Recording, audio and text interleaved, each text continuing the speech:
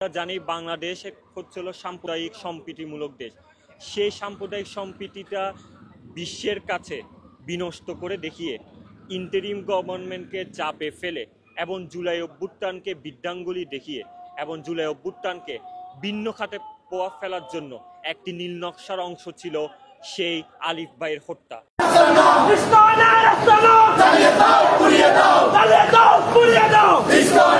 অভ্যুত্থানের পরবর্তীতে হত্যার 5 মাস পর চার্জশিট হওয়া তো দূরের কথা, এখন সেই কিনা জামিনের আওতায় চলে আসবে। সো আমরা সাধারণ শিক্ষার্থী, আমরা সচেতন জনগণ আবারও জাগ্রত হয়েছি। এই অভ্যুত্থানের পরবর্তীতে, এই আলিফ হত্যার পরবর্তীতে আমরা দেশদ্রোহীকে কখনোই জামিনের আওতায় আসতে দিব না। তার বিচার ফাঁসি যদি না হয়, আমরা আবার কঠোরতম কর্মসূচি দেখবো, আমরা ব্লকেট করব।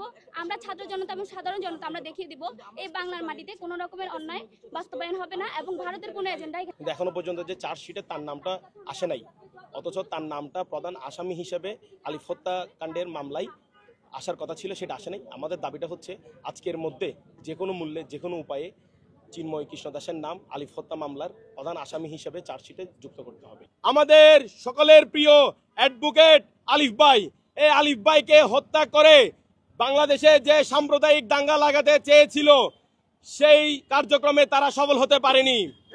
কিন্তু দুঃখের বিষয়, 5 মাস পেরিয়ে গেল, এখনো পর্যন্ত এই খুনের নির্দেশদাতা, রয়ের এজেন্ট, ভারতের দালাল খুনি চিন্ময়ের নামটা এখনো পর্যন্ত চার্জশিটে আনা হয় নাই।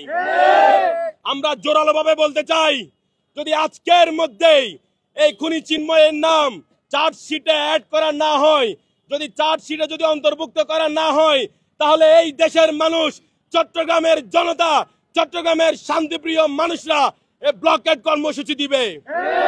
আমরা আরো জানাতে চাই, যদি ন্যায় বিচার না হয়, যদি আলিফ হত্যার বিচারের আগে যদি এই চিন্ময়ের মুক্তি দেওয়া হয়, তাহলে আমরা ধরে নিব এই সরকারও বিগত 17 বছরের সরকারের মতো ভারতের গোলামি করছে। এটা আমরা যাতে কেউ কোনো স্যাবোটেজ করতে না পারে কোর্ট বিল্ডিংয়ে এবং আশপাশের এলাকায়, সেই জন্য আমরা বিভিন্ন ধরনের চেকপোস্ট করে আমরা যাতে কোনো খারাপ লোক, কোনো সন্ত্রাসী, কোনো খারাপ ব্যক্তি যাতে আসতে না পারে, কোনো কেউ যাতে আইন শৃঙ্খলা বিঘ্ন ঘটাতে না পারে, সেই জন্য আমরা একটু নিরাপত্তা ব্যবস্থা জোরদার করা হয়েছে।